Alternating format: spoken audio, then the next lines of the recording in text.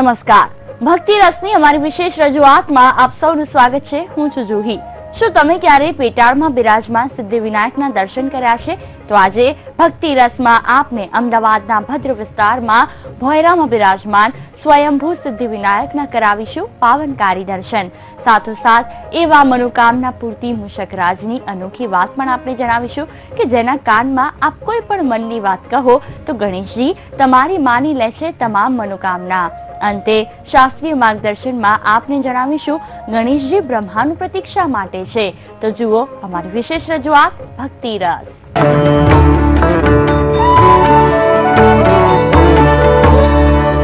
અનેક મંદિરોમાં આપે ગણેશજીના દર્શન કર્યા હશે, પરંતુ શું ક્યારે આપે ભોયરામાં બિરાજમાન સિદ્ધિવિનાયકના સ્વરૂપના દર્શન કર્યા છે ખરા? તો આવો આજે આપને અમદાવાદના ભદ્રમાં આવેલા વસંત ચોકમાં બિરાજમાન ભોયરાવાળા સિદ્ધિવિનાયકના કરાવીએ સિંદૂરી સ્વરૂપના દર્શન.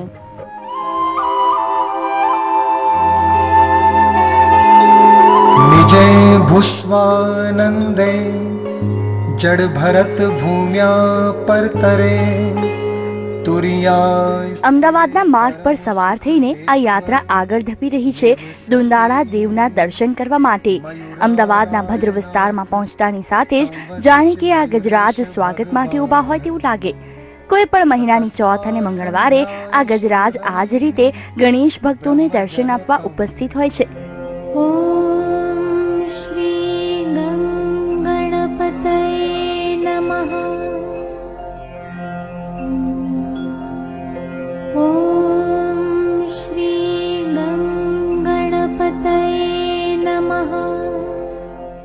ભક્તો પણ તેમને પ્રસાદ અને ખાસ કરીને કેળા અર્પણ કરીને ગજરાજની કૃપા પ્રાપ્ત કરવાનું પુણ્ય પ્રાપ્ત કરે છે.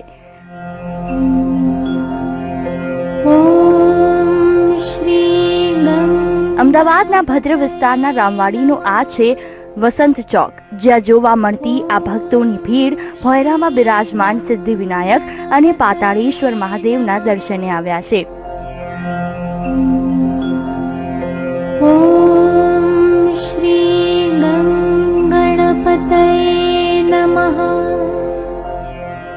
મંદિરના પ્રવેશ દ્વાર સુધી પહોંચતા પહેલા દુર્વા, ગુલાબ અને ગલગોટાના ફૂલો સાથે મહેકતું પરિસર સૌ કોઈને આધ્યાત્મિકતાથી ભરી દે છે.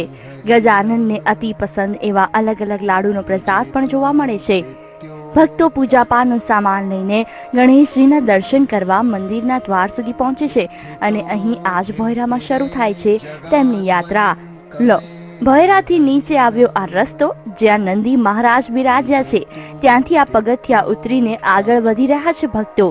રસ્તામાં આ 4 મૂષકો જાણે કે ભક્તોનું સ્વાગત કરી રહ્યા છે.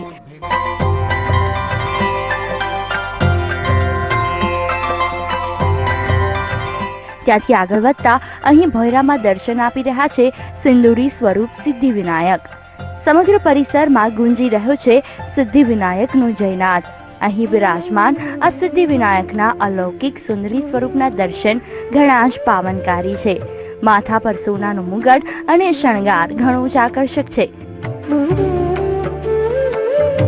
ગણપતિ નહીં તો જૂનામાં જૂનું 1500 વખત સોલંકી ઘરાણો વખતનું આ ગણપતિનું મંદિર છે અને આટલું બધું સાબરમતી નદીમાં કિનારે આ ગણપતિ આખું જૂનામાં જૂનું મંદિર છે. આ જે ગણપતિ દાદાનું મંદિર છે એમાં જમણી સૂંઢના ગણપતિ દાદાનું મંદિર છે અને ભારતભરમાં લગભગ 1 ડઝન જેટલા મંદિરો આવેલા છે. એમાંનું આ એક મંદિર છે. અમદાવાદમાં સાબરમતીના પૂર્વ કિનારે આવેલું આ જૂનામાં જૂનું ગણપતિ દાદાનું મંદિર છે, જેમાં જમણી સૂંઢની મૂર્તિ છે, રિદ્ધિ સિદ્ધિ સાથે બિરાજમાન છે અને સિંદૂરી રંગના પથ્થરની મૂર્તિ છે.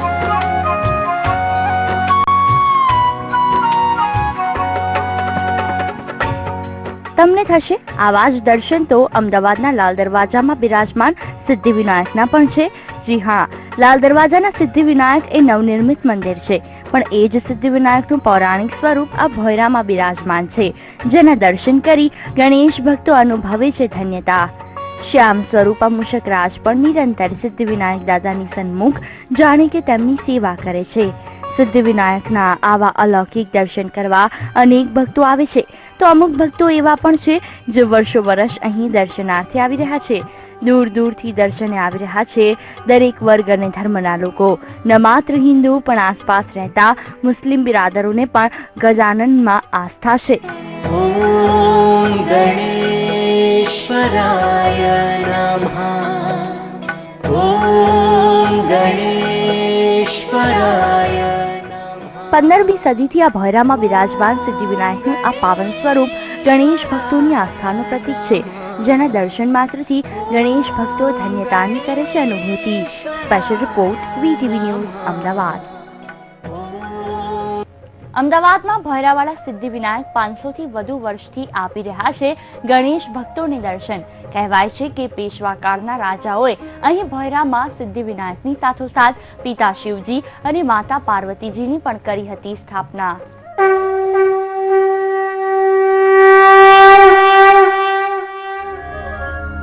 વિનાયકસ્તા પ્રણમામિ ભક્ત. ભોયરામાં બિરાજમાન આ ગણેશજી અનેક ભક્તોની આસ્થાનું કેન્દ્ર છે. કહેવાય છે કે 15મી સદીમાં પેશવા રાજાઓના સમયમાં યુદ્ધ અને લડાઈના માહોલથી બચવા માટે ગુપ્ત સ્થળો બનાવવામાં આવતા તેમ અહીં ભોયરામાં આ મંદિર બનાવવામાં આવ્યું હતું. એ સમયે ફક્ત રાજપરિવારના સભ્યો જ અહીં પૂજા અર્ચના કરી શકતા.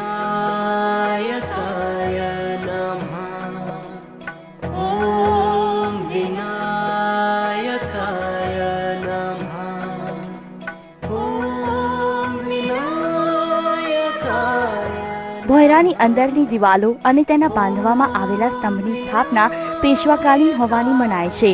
જો કે એવું પણ કહેવાય છે કે માણેક બાવાના સમયમાં આ મંદિરનું નિર્માણ કરવામાં આવ્યું હતું. ત્યારથી હિન્દુ હોય કે મુસ્લિમ દરેક ધર્મના લોકો અહીં દર્શનાર્થે આવે છે. ખાસ કરીને ગણેશ ચોથ અને મંગળવારે દર્શનનું વિશેષ મહાત્મ્ય છે. देखो गणनायक की शान, इनकी महिमा बड़ी महान. देखो गणनायक की शान, इनकी महिमा बड़ी.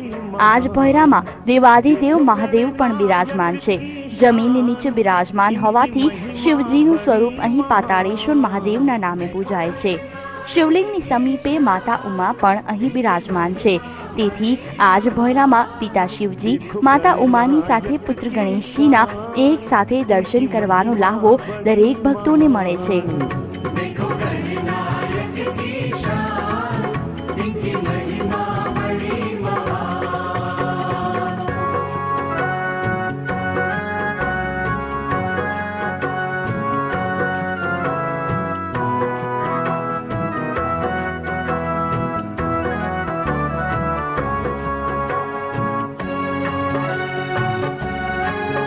ચોથના દિવસે જે આવે છે એમાં સ્થાપના દિન હોય છે. એમાં અમારે ઇકો ફ્રેન્ડલી માટીના ગણપતિ બેસાડવામાં આવે છે. એની જોડે ગૌરીની પણ સ્થાપના કરવામાં આવે છે અને 5 દિવસના ગણપતિ. બહારગામથી ઘણા લોકો બહારગામથી દૂર દૂરથી આવનારા છે, ચાલતાય આવનારા છે. ઘણા લોકો તો બોપલથી છેક ચાલતા ચાલતા અહીંયા આવનારા છે. છેક નહીં તો નહેરુ બ્રિજ સુધી લાઈન જતી રહે છે. કહેવાય છે કે અહીં ગણેશજીના દર્શન બાદ પાતાળેશ્વર મહાદેવને હાથ જોડવા માત્રથી દરેક મનોકામના પૂર્ણ થઈ જાય છે. વળી એવી પણ માન્યતા છે કે સાબરમતીના નીર વર્ષમાં એકવાર તો પાતાળેશ્વર મહાદેવના ચરણ સ્પર્શ કરવા અચૂક આવે છે. ભોયરામાં બિરાજમાન સિદ્ધિવિનાયકને ભક્તો અર્પણ કરે છે દુર્વા, ગુલાબ અને ગલગોટાના પુષ્પ. નમો નમઃ.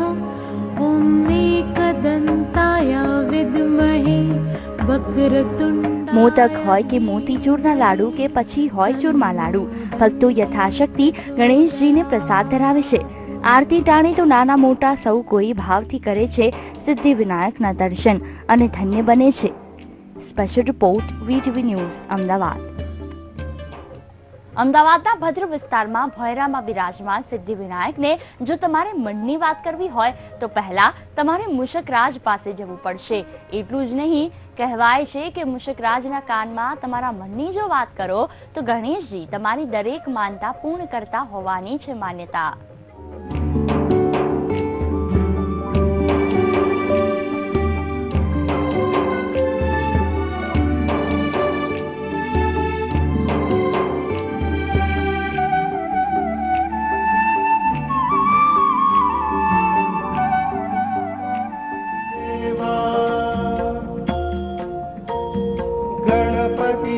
देवा गणपति देवा पार्वती नंदन सबके वंदन सबके प्यारे देवा गणपति देवा पार्वती नंदन। તમને થતું હશે કે આ લોકો આ મૂષકોના કાનમાં શું કહી રહ્યા છે? વાત થોડી તમારા જ ફાયદાની છે, કારણ કે જો તમે ઈચ્છતા હોવ કે ભોયરામાં બિરાજમાન ગણેશજી તમારી તમામ મનોકામના પૂરી કરે અને એ પણ જલ્દી પૂરી કરે, તો તમારે ભોયરામાં પ્રવેશતા જ દર્શન આપતા આ 4 મૂષક રાજોના કાનમાં જ તમારી માનતા કહેવી પડે.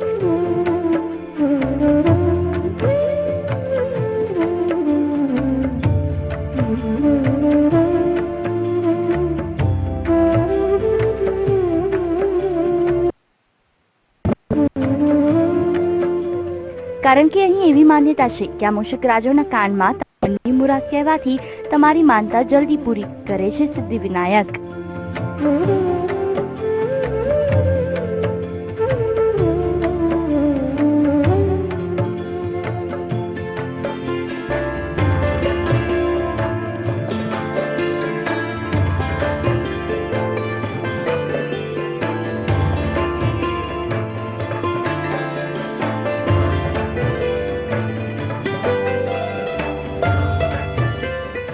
ભોયરાવાળા ગણેશજીના દર્શન પહેલા જ આ મૂષક રાજોના દર્શન થાય છે. કહેવાય છે કે એક વખત ગણેશજીની પાલકી યાત્રા નીકળી ત્યારે આ 4 મૂષકો પણ તેમાં જોડાયા હતા, પણ ગણેશજીના વિસર્જન બાદ આ 4 મૂષક રાજને અહીં જ સ્થાપિત કરાયા, જેમાં એક મૂષકના હાથમાં ધર્મની ધ્વજા છે, બીજા મૂષક રાજ મંજીરા વગાડી રહ્યા છે, તો ત્રીજા મૂષક રાજ શરણાઈના સૂર રેલાવી રહ્યા છે અને ચોથા મૂષક રાજ ઢોલક વગાડી રહ્યા છે.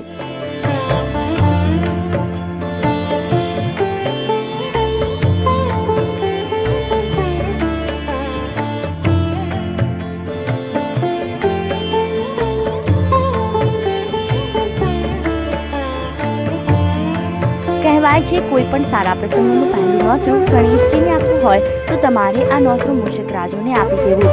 આ મૂષકો તેને ડાયરેક્ટ ગણેશજી સુધી લઈ જાય છે.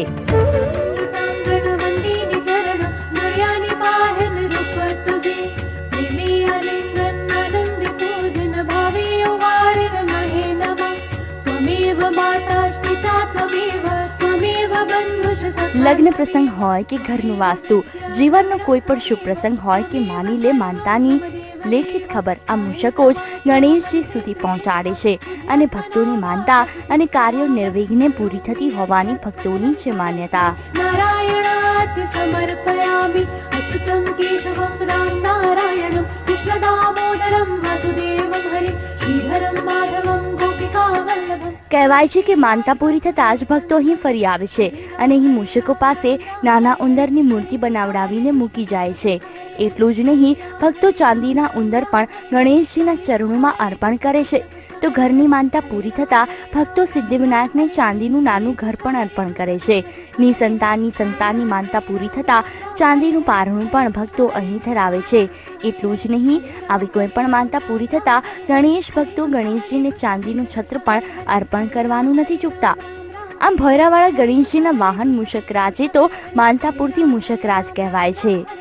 હરે કૃષ્ણ હરે કૃષ્ણ કૃષ્ણ કૃષ્ણ હરે હરે, હરે રામ રામ રામ હરે હરે, હરે કૃષ્ણ હરે કૃષ્ણ કૃષ્ણ કૃષ્ણ હરે હરે, હરે રામ રામ હરે હરે, હરે કૃષ્ણ હરે કૃષ્ણ કૃષ્ણ કૃષ્ણ હરે. ભોયરાવાળા ગણેશજીના પાવનકારી છે દર્શન. સાથોસાથ માનતા પૂરતી આ મૂષક રાજો પણ ભક્તોની માનતાના દૂત છે.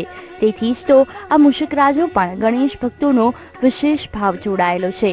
Special report VTV news, Ahmedabad. હાલ સમાચાર છે વિરામનો. વિરામ બાદ આગળ પણ આપને જણાવીશું ભોયરાવાળા સિદ્ધિવિનાયક મનની મુરાદ કેવી રીતે પૂરી કરે છે. બસ એક વિરામ બાદ આપ જોતા રહો ભક્તિ રસ.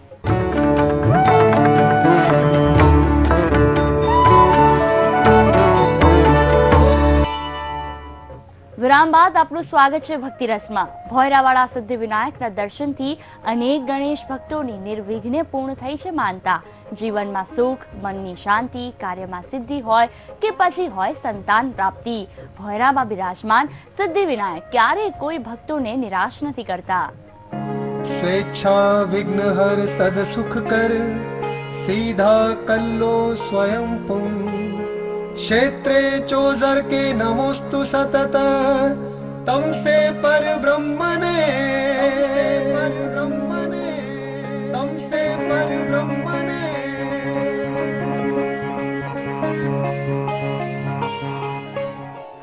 અમદાવાદના વસંત ચોકમાં મંગળવાર અને કોઈ પણ મહિનાની ચોથના દિવસે ગણેશ ભક્તોની વસંત ખીલી હોય તેટલી ભીડ ઉમટી પડે છે.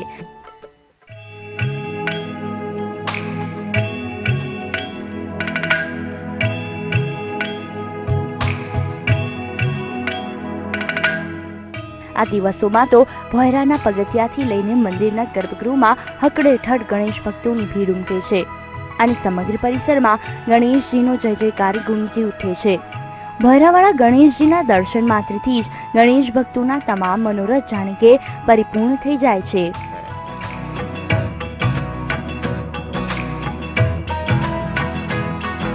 ભોયરાવાળા ગણેશજીના ચરણે માની લો, કોઈ પણ માનતા પૂર્ણ થયા બાદ આભાર માનતા ગણેશ ભક્તો અહીં આવે છે. અભ્યાસમાં સફળતા મળી હોય કે સંતાન પ્રાપ્તિની ઝંખના પરિપૂર્ણ થઈ હોય કે પછી રોગોમાં મળી હોય રાહત, ભક્તો ગણેશજીનો આભાર માનવાનું નથી ચૂકતા.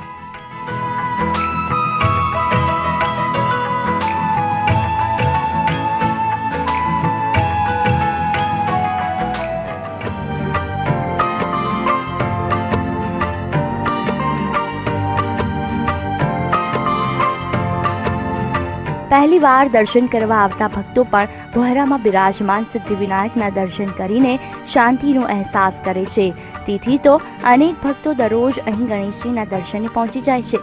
ભક્તો પરિવાર સાથે અહીં દર્શનાર્થે આવે છે. એટલું જ નહીં, ગણેશજી તેમને કલ્પના પણ ન કરી હોય તેવા અપાર સુખ આપ્યા હોવાનો એકરાર કરી રહ્યા છે. विजय पदम शिवकर तस्मै प्रसन्ना प्रभु स्थापित सद्गुण बापू गणपति क्षेत्रे सदतिष्ठति तम वंदे मणि. ગણેશજીનું પાવનકારી સ્વરૂપના દર્શન કરીને તે ભક્તો દિવ્યતાની અનુભૂતિ કરે છે ને જીવનમાં સુખ, શાંતિ અને સમૃદ્ધિનો અહેસાસ કરે છે. તેથી જ તો ગણેશ ભક્તોની અનન્ય આસ્થાનું કેન્દ્ર બન્યા છે અમદાવાદના ભદ્ર વિસ્તારમાં ભોયરામાં બિરાજતા Siddhivinayak. Special report VTV news Ahmedabad.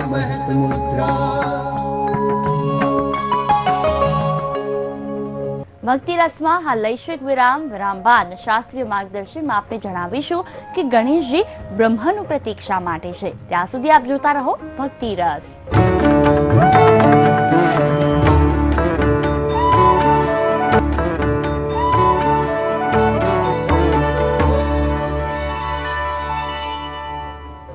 વિરામ બાદ આપનું સ્વાગત છે ભક્તિ રસમાં.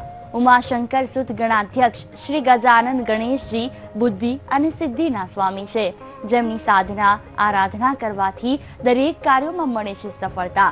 ત્યારે આજે આપણે જાણીએ કે ગણેશજી બ્રહ્મનું પ્રતીક શા માટે છે અને એ જ વિશે વધુ માર્ગદર્શન મેળવીએ પુરાણ ધર્માચાર્ય શાસ્ત્રી વિનોદ પંડ્યાજી પાસેથી. નમસ્તે સૌને, જય ગજાનન. ભક્તિ રસની અંદર સાથે મળી અને સત્સંગ કરવો છે ભગવાન ગજાનનનો, ભગવાન ગણેશજી. ભગવાન ગણેશજીને કેટલાક અનાર્ય દેવતા કહે છે, પણ ગણપતિ એ અનાર્ય દેવતા નથી. ગણપતિજી તો વૈદિક દેવતા છે. ઓમ ગણાનાન્ત્વા ગણપતિ ગૌ હવામહે પ્રિયાણાન્ત્વા પ્રિયપતિ ગૌ હવામહે. ઓમ નમો ગણેભ્યો ગણપતિભ્યશ્ચવો નમો નમો. વ્રાતેભ્યો વ્રાતપતિભ્યશ્ચવો નમો નમો. અનેક મંત્રો છે. એમાં ગણપતિના નામનો ઉલ્લેખ આપણને ઋગ્વેદમાં, યજુર્વેદમાં, સામવેદમાં, અથર્વવેદમાં એ જોવા મળે છે. તો આજે આપણે ભક્તિ રસની અંદર એક એવી ચર્ચા કરવી છે કે ગણપતિજીને ઉપનિષદોમાં પરબ્રહ્મ કેમ કહ્યા છે. એ તો શિવ પાર્વતીના પુત્ર છે, તો એને પરબ્રહ્મ શા માટે કહ્યા છે? પરબ્રહ્મ એટલે તો સુપર પાવર, મોટામાં મોટી શક્તિ. તો ગણપતિજીને પરબ્રહ્મ કેમ કહ્યા છે? મિત્રો, ખરેખર જોવા જઈએ તો જે ઓમકાર છે ને, એ ઓમકાર જ ગણપતિનું સ્વરૂપ છે. નીચેનો ભાગ પેટ છે, ઉપરનો ભાગ સૂંઢ છે, જે અર્ધ ચંદ્રાકાર એની બિંદુ છે એ મોદક છે. તો ઓમકારનું સ્વરૂપ છે. વાત કરીએ વેદની, વેદમાં જઈએ તો ગણપતિ અથર્વ શીર્ષ જેનો અનેક ભક્તો પાઠ કરતા હોય છે, અને હું તો કહું છું કરવો જોઈએ. કદાચ સંસ્કૃત ના આવડે તો એનું ગુજરાતી પણ વાંચવું જોઈએ. ગણેશ અથર્વ શીર્ષ એની અંદર બહુ મોટી શક્તિ રહેલી છે. એનું એકાદ વાર પઠન એ દરરોજ કરવું જોઈએ. 2 કે 4 મિનિટ થાય છે, વધારે થતી નથી, પણ આપણી આળસ છે તો એનું પઠન કરવું જોઈએ. તો વાત કરવી છે અથર્વ શીર્ષની, જે ઋગ્વેદમાંથી આપણને મળે છે, યજુર્વેદમાં પણ એ જોવા મળે છે. તો એની અંદર એક મંત્ર છે, નમસ્તે ગણપતય. હે ગણપતિજી, હું આપને નમસ્કાર કરું. ત્વમેવ પ્રત્યક્ષમ તત્વમસી. તત્વમસી, તત્વમસી જે સૂત્ર છે એ વેદાંતનું છે. તત્વમસી, તું એ જ છે, તું જ પરબ્રહ્મ છે. તો તત્વમસી પછી લખ્યું છે ત્વમેવ કેવલમ કર્તાસી. આ 14 બ્રહ્માંડનું નિર્માણ કરનાર એ પરબ્રહ્મ જે શક્તિ છે, જે બ્રહ્માજીએ પ્રાપ્ત કરી અને આ જગતની સૃષ્ટિ કરી, પણ એ બ્રહ્માજી પાસે આવી ક્યાંથી? તો પરબ્રહ્મમાંથી આવી. તો ત્વમેવ કેવલમ કર્તાસી, આ 14 બ્રહ્માંડના કરતા હરતા જો કોઈ હોય તો હે ગણેશજી આપ છો. બીજો શબ્દ લખ્યો છે વેદમાં, ત્વમેવ કેવલમ ધરતાસી, ધારણ કરનાર. તો ગ્રેવિટી જે છે બ્રહ્માંડની અંદર, ગેલેક્સીની અંદર, તમે ટેલિસ્કોપ લઈને જુઓ, એવી કઈ શક્તિ છે કે સૌને ધારણ કરી રાખ્યા છે. આટલો મોટો સૂર્ય, કરોડો ટનની પૃથ્વી, મંગળ, ચંદ્ર, એમ હવાની અંદર જેમ પેલો ગેસનો ફુગ્ગો કેવી રીતે આમ રૂમમાં ફરે, ગેસ ભરેલો ફુગ્ગો, એ રીતે ગેલેક્સીની અંદર, બ્રહ્માંડની અંદર બધા જ પદાર્થો તરે છે, ફરતા નથી, તરણ કરે. જેમ બાળક હોય એ પાણીમાં તરે, એમ બધા જ પદાર્થો એ ગેલેક્સીમાં ફરે. નવાઈની વાત એ છે કે એક પણ પદાર્થ નીચે આવતો નથી. આટલા વજનનો જે એક પદાર્થ છે, પૃથ્વી, ચંદ્ર, ગુરુ, કરોડો ટનના જે વજન ધારણ કરે છે, એ બધાને ફૂલની જેમ ધારણ કરી અને ગોળ ગોળ ગોળ ગોળ એ ફેરવે છે. કોણે ચલાવ્યો પવન ચરખો, હે જીરાજ, કોણે ચલાવ્યો પવન ચરખો. એવી તો કઈ શક્તિ છે કે જે આ બધું ફેરવે છે, બધાને ધારણ કરી રાખે. તો ત્વમેવ કેવલમ ધરતાસી, તો ગણપતિજી એ સૌને પકડી રાખ્યા છે, સૌને ધારણ કરી રાખ્યા. અને આગળ કહ્યું ત્વમેવ કેવલમ હરતાસી, હરણ કરનાર, વિનાશ કરનાર, એ પણ ગણેશ. જ્યારે યુગ પૂરો થાય કે કલ્પ પૂરો થાય ત્યારે બધું જ એક થઈ જાય છે, એવું વર્ણન છે કે કરોડો જે પદાર્થો છે એ બધા જ એકમાં મળી જાય છે, પિંડ બની જાય છે, જેને બ્રહ્માંડ કહેવાય છે. ત્યારબાદ એમાં વિસ્ફોટ થાય અને પાછી સૃષ્ટિની શરૂઆત થાય, તો બધું જ એકમાં થઈ જાય છે અને ભગવાન સૂઈ જાય છે અનેક વર્ષો સુધી. ત્યારબાદ પાછું નવી નવી સૃષ્ટિની એ ઉત્પાદકતા થાય છે. મિત્રો, આજનો વિષય બહુ વિચારણીય છે કે ગણપતિજી એ પરબ્રહ્મ શા માટે છે. તો ત્વમેવ કેવલમ ધરતાસી, ત્વમેવ કેવલમ હરતાસી, અને આગળ તો બહુ હદ કરી નાખી, ત્વમેવ સર્વમ ખલ્વિદમ બ્રહ્માસી. ખલુ એટલે ખરેખર, હે ગજાનન, તમે પોતે જ પરબ્રહ્મ છો. કેટલો સુંદર શબ્દ એ વેદની અંદર લખ્યો છે. તો ત્વમેવ કેવલમ કર્તાસી ધરતાસી, ત્વમેવ સર્વમ ખલિદમ બ્રહ્માસી, ત્વમ સાક્ષાત આત્માસી નિત્યમ. સજીવમાં જે આત્મા છે એ પણ તમારું સ્વરૂપ છે. મિત્રો, બહુ ઊંડાણમાં નહીં લઈ જવું, કારણ કે આ તો વૈદિક વિષય છે. બહુ ઊંડાણમાં લઈ જવું તો પાછા તમે ચક્રાવામાં આવશો. પણ આપણે એટલું જ જાણવું છે કે ગજાનન ભગવાન ગણેશજી એ પરબ્રહ્મનું સ્વરૂપ છે, ઓમકાર સ્વરૂપ છે, એ નિરાકાર સ્વરૂપ છે, એ શિવજીમાંથી મુક્ત થયેલી એક વિરાટ શક્તિ છે, નારાયણમાંથી મુક્ત થયેલી એક વિરાટ શક્તિ છે. એના માટે 18 પુરાણ વાંચવા પડે, પણ 18 પુરાણ વાંચવાનો સમય કોને છે? તો એ શિવજીની પણ શક્તિ છે, નારાયણની પણ શક્તિ છે, બધા જ દેવોની એ સંગ્રહિત એક વિરાટ શક્તિ છે, જેને આપણે ગજાનન ગણપતિ કહીએ છીએ, એકદંત કહીએ છીએ, સુમુખ કહીને બોલાવીએ છીએ. પાટે પધારો ગણપતિ ગરવા, પાટે પધારો ગણપતિ. કોઈ પણ કાર્યના શરૂઆતની અંદર એને પાટે બેસાડીએ, એનું પૂજન કરીએ. મિત્રો, ભક્તિ રસની અંદર આજે આપણે સત્સંગ કર્યો કે ગણપતિ એ કોઈ સામાન્ય નથી, શિવ પાર્વતીના માત્ર પુત્ર નથી, એ પરબ્રહ્મ છે, એ વિરાટકાય છે અને એનું વિરાટ સ્વરૂપ છે અને સૌને ધારણ કરનારા છે. આગળ પણ ભક્તિ રસની અંદર સાથે મળી અને સત્સંગ કરીશું. સાથે મળીને સત્સંગ કરવાની મજા કંઈક ઓર હોય છે અને આપનો જે ઉત્સાહ છે એ ઉત્સાહ અમને આનંદ આપે છે. કેટલા એવા દર્શકો છે કે જેના ઈમેલ અમને પત્રો અહીંયા મળે છે અને વાંચીને એટલો બધો આનંદ થાય છે કે ભાઈ અમારો કાર્યક્રમ જોઈ અને લોકોને આનંદ થાય. તો આગળ પણ આવા જ કોઈ સુંદર પ્રશ્નની ચર્ચામાં, શાસ્ત્રીય ચર્ચામાં પાછા મળીશું. ત્યાં સુધી મને આપો રજા. નમસ્તે. તો આજે આપને કરાવ્યા ભોયરામાં બિરાજમાન એવા સિદ્ધિ વિનાયકના સિંદૂરી સ્વરૂપના દર્શન. સાથે સાથે જણાવ્યો એ મહિમા કે ગણેશજી બ્રહ્મનું પ્રતીક શા માટે છે. આવતીકાલે ફરી મળીશું એક નવા જ વિષય સાથે. ત્યાં સુધી મને રજા આપશો. નમસ્તે.